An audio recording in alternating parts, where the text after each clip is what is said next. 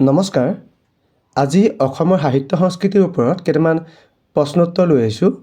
ইয়াতে প্ৰথম প্ৰশ্নটো হৈছে অভিযাত্ৰী তলৰ কোনগৰাকী নাৰীৰ আধাৰত ৰচিত? ইয়াতে 4টা অপশ্যন দিয়া আছে। কনকলতা বৰুৱা, নিৰ্মলপ্ৰভা বৰদলৈ, চন্দ্ৰপ্ৰভা শইকীয়ানী, আইদেউ সন্দিকৈ। এই 4গৰাকীৰ ভিতৰত শুদ্ধ উত্তৰ কোনটো হ'ব? ইয়াত শুদ্ধ উত্তৰটো হ'ব অপশ্যন চি, চন্দ্ৰপ্ৰভা শইকীয়ানী। অভিযাত্ৰী চন্দ্ৰপ্ৰভা শইকীয়ানীৰ আধাৰত ৰচিত। জ্ঞানপীঠ বঁটা বিজয়ী প্ৰথমখন অসমীয়া গ্ৰন্থৰ নাম কি? ইয়াত 4টা অপশ্যন দিয়া আছে। মৃত্যুঞ্জয়, মহাৰথী, ভানুমতী, বনফুল। এই 4টাৰ ভিতৰত শুদ্ধ উত্তৰ কোনটো হ'ব? ইয়াৰ শুদ্ধ উত্তৰটো হ'ব অপশ্যন এ, মৃত্যুঞ্জয়। জ্ঞানপীঠ বঁটা বিজয়ী প্ৰথমখন অসমীয়া গ্ৰন্থৰ নাম হৈছে মৃত্যুঞ্জয়। সাহিত্য একাডেমী বঁটা লাভ কৰা দ্বিতীয়খন অসমীয়া উপন্যাসৰ নাম কি?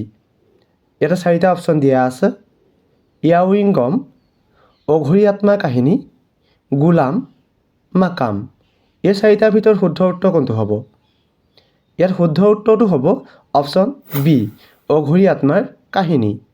সাহিত্য একাডেমী বঁটা বিজয়ী দ্বিতীয়খন অসমীয়া উপন্যাসৰ নাম হৈছে অঘৰী আত্মাৰ কাহিনী।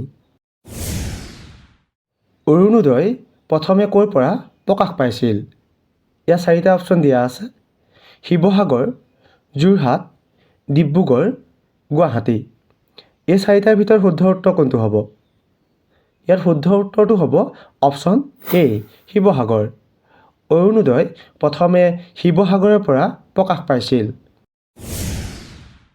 মঞ্চলেখা গ্ৰন্থখন তলত উল্লেখ কৰা কোনগৰাকীয়ে ৰচনা কৰিছিল? ইয়াত 4টা অপশ্যন দিয়া আছে। মহিম বৰা, যতীন্দ্ৰনাথ দুৱৰা, অতুল চন্দ্ৰ হাজৰিকা, অতুলানন্দ গোস্বামী। এই 4টা অপশ্যনৰ ভিতৰত শুদ্ধ উত্তৰ কোনটো হ'ব? ইয়াতে শুদ্ধ উত্তৰটো হ'ব অপশ্যন চি, অতুল চন্দ্ৰ হাজৰিকা। মঞ্চলেখা গ্ৰন্থখন অতুল চন্দ্ৰ হাজৰিকাই ৰচনা কৰিছিল। অসমীয়া ভাষাত চনেট লিখা প্ৰথমগৰাকী ব্যক্তিৰ নাম কি আছিল? ইয়াতে 4টা অপশ্যন দিয়া আছে। আনন্দৰাম বৰুৱা, হেমচন্দ্ৰ গোস্বামী, হেমচন্দ্ৰ বৰুৱা, হীৰেণ ভট্টাচাৰ্য। এই 4গৰাকীৰ ভিতৰত শুদ্ধ উত্তৰ কোনটো হ'ব? ইয়াত শুদ্ধ উত্তৰটো হ'ব অপশ্যন বি, হেমচন্দ্ৰ গোস্বামী। জ্ঞানপীঠ বঁটা বিজয়ী প্ৰথমগৰাকী অসমীয়া কোন আছিল? ইয়াত 4টা অপশ্যন দিয়া আছে। বীৰেন্দ্ৰ কুমাৰ ভট্টাচাৰ্য, যতীন্দ্ৰনাথ দুৱৰা, হীৰেণ ভট্টাচাৰ্য, চন্দ্ৰকুমাৰ আগৰৱালা। এই 4গৰাকীৰ ভিতৰত শুদ্ধ উত্তৰ কোনটো হ'ব? ইয়াতে শুদ্ধ উত্তৰটো হ'ব অপশ্যন এ, বীৰেন্দ্ৰ কুমাৰ ভট্টাচাৰ্য। জ্ঞানপীঠ বঁটা বিজয়ী প্ৰথমগৰাকী অসমীয়া হৈছে বীৰেন্দ্ৰ কুমাৰ ভট্টাচাৰ্য। অৰুণোদয় কোন চনত প্ৰথম প্ৰকাশ পাইছিল? ইয়াতে 4টা অপশ্যন দিয়া আছে।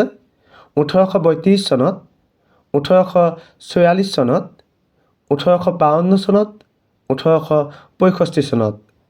এই 4টাৰ ভিতৰত শুদ্ধ উত্তৰ কোনটো হ'ব? ইয়াতে শুদ্ধ উত্তৰটো হ'ব অপশ্যন বি, 1844 চনত। অৰুণোদয় 1844 চনত প্ৰকাশ পাইছিল।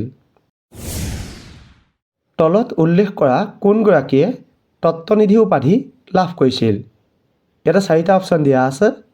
হীৰেণ ভট্টাচাৰ্য, হেমচন্দ্ৰ বৰুৱা, কালিৰাম মেধি, হেমচন্দ্ৰ গোস্বামী। এই 4গৰাকীৰ ভিতৰত শুদ্ধ উত্তৰ কোনটো হ'ব? ইয়াতে শুদ্ধ উত্তৰটো হ'ব অপশ্যন চি, কালিৰাম মেধি। কালিৰাম মেধিয়ে তত্ত্বনিধি উপাধি লাভ কৰিছিল। জংগম নামৰ বিখ্যাত অসমীয়া উপন্যাসখন তলৰ কোনগৰাকীয়ে ৰচনা কৰিছিল? ইয়াতে 4টা অপশ্যন দিয়া আছে। ভৱেন্দ্ৰনাথ শইকীয়া, দেৱেন্দ্ৰনাথ আচাৰ্য, ৰীতা চৌধুৰী, ৰজনীকান্ত বৰদলৈ। এই 4গৰাকীৰ ভিতৰত শুদ্ধ উত্তৰ কোনটো হ'ব? ইয়াত শুদ্ধ উত্তৰটো হ'ব অপশ্যন বি, দেৱেন্দ্ৰনাথ আচাৰ্য। জংগম নামৰ অসমীয়া উপন্যাসখন দেৱেন্দ্ৰনাথ আচাৰ্যই ৰচনা কৰিছিল। সাহিত্য একাডেমী বঁটা লাভ কৰা প্ৰথমখন অসমীয়া গ্ৰন্থৰ নাম কি? ইয়াতে 4টা অপশ্যন দিয়া আছে। মাকাম, বনফুল, ইয়াউৰিংগম আৰু দিয়া আছে বেদনাৰ উল্কা। এই 4খনৰ ভিতৰত শুদ্ধ উত্তৰ কোনটো হ'ব আপোনালোকে কমেণ্ট কৰি জনাব আৰু যিসকলে ভিডিঅ'টো চাই ভাল লাগিলে আগলৈ শ্বেয়াৰ কৰি দিব। ধন্যবাদ।